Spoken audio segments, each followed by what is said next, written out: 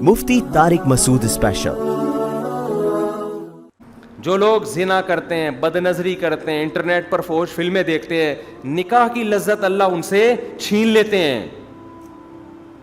آپ سمجھتے ہو میں فحش فلمیں دیکھوں گا تو میں عیاشی والی زندگی گزاروں گا؟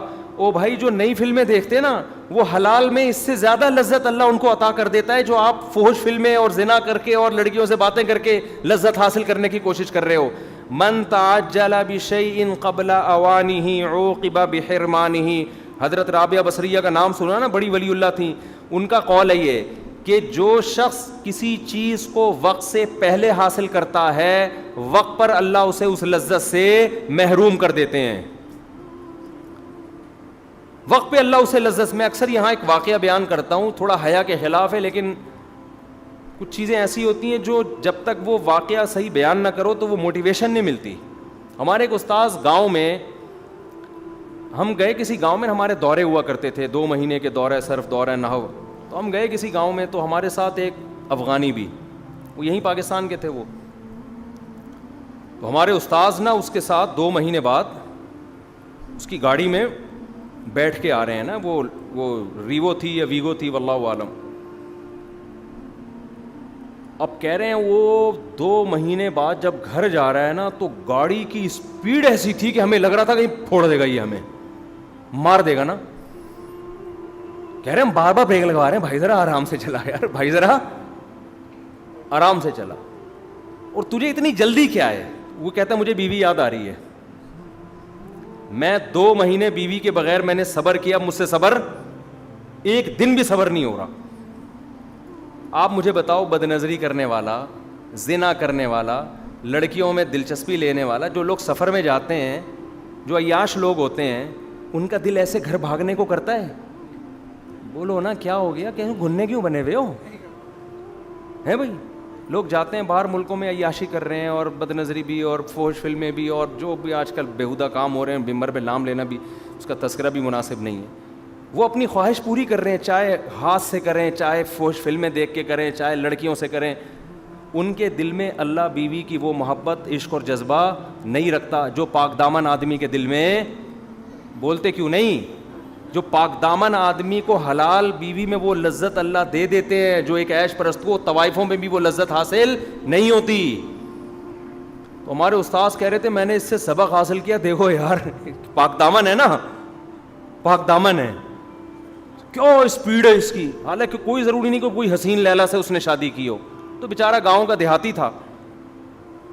لیکن آج ہم کواروں کو دیکھتے ہیں، گھر آنے کی اسپیڈ ان کی اتنی تیز، بلکہ جا رہے ہوتے ہیں، جب گھر جاتے ہیں ایسا لگتا ہے پھانسی کے پھندے پہ لے جایا جا رہا ہے ان کو، پھانسی کے پھندے پہ جا رہے ہیں۔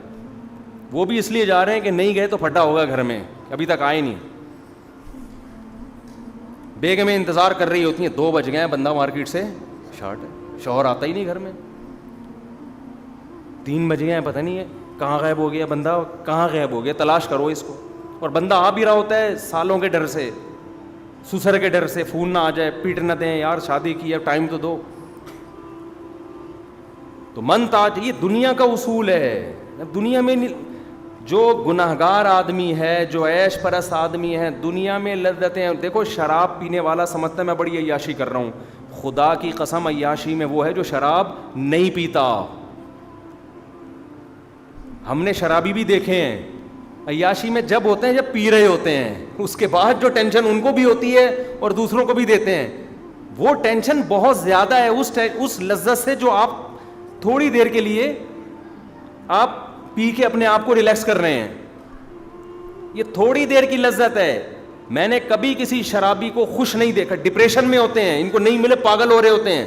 جتنے نشے ہیں نا، نشے، چرسی ڈپریشن کا مریض ہوگا، ہیروئن تو بالکل ہی باولا ہوگا، شرابی ڈپریشن کا مریض، بات بات پہ ایکسائٹیڈ۔ مجھے پاس ایک دفعہ کینیڈا سے فون آیا، وہ کوئی وہاں کی یونین کونسل کے کوئی صدر تھے، اور وہ وہاں پہ نا گھریلو معاملات، مسلم تھے لیکن کینیڈین گورنمنٹ کی طرف سے کوئی جو مسلم فیملیز ہیں یا کوئی غیر مسلم فیملیز کے جو پھڈے مڈے ہوتے ہیں وہ نمٹانے کے لیے گورنمنٹ کی طرف سے تھے وہاں۔ وہ یہ بڑے اچھے قوانین ہیں وہاں، گورنمنٹ لیول پہ اس طرح کے کام ہو رہے ہیں کہ یار فیملی کو جوڑنے کے لیے جو بھی آپ کر سکتے ہو کرو۔ ہمارے یہاں گورنمنٹ لیول پہ الحمدللہ اس طرح کا کوئی کام نہیں ہے، یونین کونسل ہے مگر اس کو پتہ ہی نہیں ہوتا کہ اس محلے میں کیا ہو رہا ہے۔ اور نہ ہی پتا ہو اچھا ہے, پتا ہوگا تو اور تھوڑا سا خطرناک ہو جائے گا, اللہ خیر کرے. تو بلکہ ہمارے ہاں عدالتیں ماشاءاللہ جوڑ کے بجائے طبیعت سے توڑ پیدا کر رہی ہیں. عدالت چلے گئے نا تو اب طلاق نہیں بھی دینی ہوتی تو پھر کیا ہوتی ہے, کیونکہ وکیل اس کو پہلے سے عورت کو بتاتا ہے یہ الزام اپنے شوہر پہ لگا دے. وہ مارتا پیٹتا ہے, وہ فوش مووی دیکھتا ہے, یا وہ گندا آدمی ہے, یا جب مرد پڑتا ہے وہ اور تیش میں آ جاتا ہے, بولتا ہے اب تو میں وہ اور زیادہ. اور اسی طرح مرد بھی یہی کر رہا ہوتا ہے جا کے. تو ان کے مجھے فون آیا, انہوں نے کہا یار یہاں مسلم مفتی صاحب خواتین کے حقوق پر اللہ کا واسطہ بیان کریں آپ, عورتیں بڑی مظلوم ہیں, آپ کے بیان دنیا سنتی ہے. میں نے کہا کیسے مظلوم ہے بھائی, میں تو ہم جیسے نالائقوں کے حالات ہم دیکھ رہے ہوتے ہیں, صحیح ہے نا, ٹھیک ہے نا. میں نہیں کہہ رہا کہ میں مظلوم ہوں, میں کہہ بھی نہیں سکتا, میں اتنا میرے اندر تپڑ نہیں ہے, ٹھیک ہے نا, ہمارے اندر اتنا دم نہیں ہے. یہ بڑا جگر والے لوگوں کا کام ہے ایسی باتیں کرنا. تو وہ انہوں نے کہا کہ بھائی عورتیں بڑی مظلوم ہیں, میرے پاس جو کیسز آتے ہیں. میں نے کہا کیسے مظلوم ہیں, یہاں کینیڈا میں تو خواتین کے بہت زیادہ حقوق ہیں. یہاں تو مرد کو وہ جب چاہیں گچی مروڑ دیں, اس کی قانون اتنا سخت ہے, اور آپ کہہ رہے ہیں خواتین بہت مظلوم ہیں, آپ ان کے حق میں بیان کریں, مرد ظلم نہ کریں. تو کہنے لگے آپ کو نہیں پتا یہاں مرد بہت سارے نہیں ہوں گے, کوئی کینیڈا میں لوگ بیان سن رہے ہوتے ہیں تو کہتے ہیں یار کوئی نہیں کوٹتا پیٹتا یہاں, تو آپ پتہ نہیں کیسی باتیں کر رہے ہیں. دیکھو جو لوگ اس طرح ثالثی کا کام کر رہے ہوتے ہیں نا, ان کے پاس اس طرح کے کیس آتے ہیں. ضروری نہیں کہ ہر گلی محلے میں ایسے ہو رہے ہوں. نارملی اب جیسے میں بتاؤں آج میرے پاس طلاق کے 5 کیس آئے, کل 3 کیس آئے, تو آپ کہیں گے یار ہماری گلی میں تو کسی کو طلاق نہیں ہوئی. تو اب وہ تو جو ہوئی ہوگی تو ہمارے پاس آ گیا نا وہ. تو اس لیے ضروری نہیں کہ پورے کینیڈا میں یہ ہر گلی محلے میں ہو رہا ہو, لیکن جو آدمی ثالثی کا کام کر رہا ہوتا ہے اس کے پاس تو جو کیس آتے ہیں, تو اس میں وہ کہہ رہے ہیں میجورٹی ایسی ہے جس میں عورتیں مظلوم ہوتی ہیں. ان کے رائے کے مطابق وہ ظلم کیا ہوتا ہے کہ مرد بے تحاشا مارتے ہیں. کہہ رہے ہیں ایسے ایسے کیس آتے ہیں, عورتوں کو اتنا مارا ہوا ہے, خون خرابہ کیا ہوا ہے, تو سمجھاؤ آپ. میں نے کہا یار میری عقل نہیں مان رہی کہ اتنا مضبوط لا ہے, اتنا مضبوط قانون ہے, اور مرد اٹھ کے اتنے لا میں آج کیسے خون خرابہ کر سکتا ہے آدمی. یہ تو اگر لا نہ بھی ہو تو بھی میرا خیال ہے 2-4 آدمی تو ایسے ظالم ہر معاشرے میں ہوتے ہیں, لیکن میجورٹی یا بہت سارے مرد ہمارے معاشرے میں میرا خیال ہے شہری گاؤں دیہاتوں میں ہوتا ہے, لیکن شہری علاقوں میں پڑھے لکھے علاقوں میں ایسا نہیں ہوتا کہ ایک تھپڑ مارنے سے پہلے بھی آدمی 20 دفعہ سوچتا ہے کہ اس کا رزلٹ کیا ہوگا اور پھر اس کا نتیجہ کیا نکلے گا. تو اور اتنا مارا کہ جناب خون خرابہ ہو گیا, یہ کیسے پاسبل. میں نے کہا مجھے میری کھوپڑی میں یہ بات نہیں آ رہی. انہوں نے بتایا کہ پینے کی وجہ سے. کس وجہ سے جی؟ پینے کی. شراب پیتے ہیں اس کے بعد کھوپڑی کام کرنا چھوڑ دیتی, بات بات پہ ایکسائٹیڈ ہوتے ہیں, غصہ آتا, توڑ دیا پھوڑ دیا. جب اس کے بعد بیگم کا جب قیمہ بن گیا, اس کے بعد جب اترا ہے نشہ, بھائی یہ ہوا کیا ہے نا یہ ہوا کیا.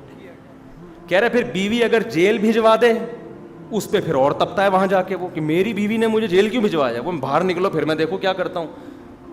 تو یا تو طلاق ہوتی ہے یا عورت پٹتی رہتی ہے. تو یہ کس کے فضائل ہیں؟ کس کے؟ پینے پلانے کے. تو اگر پینے میں سکون ہوتا, شراب میں سکون ہوتا, پینے میں لذت ہوتی, تو اتنی ٹینشن میں آتا کہ بیوی کو مار دھاڑ کے اس کا بیڑا غرق کر دیتا. کیا ہو گیا میرے بھائی؟ ابے جو سکون میں ہوتا ہے وہ تو غصے والی بات پہ بھی اس کو بعض دفعہ ہنسی آ رہی ہوتی ہے. اس کو بعض دفعہ بیوی ایسی الٹی بات کرتی ہے, آدمی کو ہنسی آ جاتی ہے, یار بہت بڑی پھینک دی بیگم, بس ہلکی رکھو. ہنسی آتی ہے, حالانکہ غصہ آنا چاہیے تھا. سمجھ رہے ہیں نا.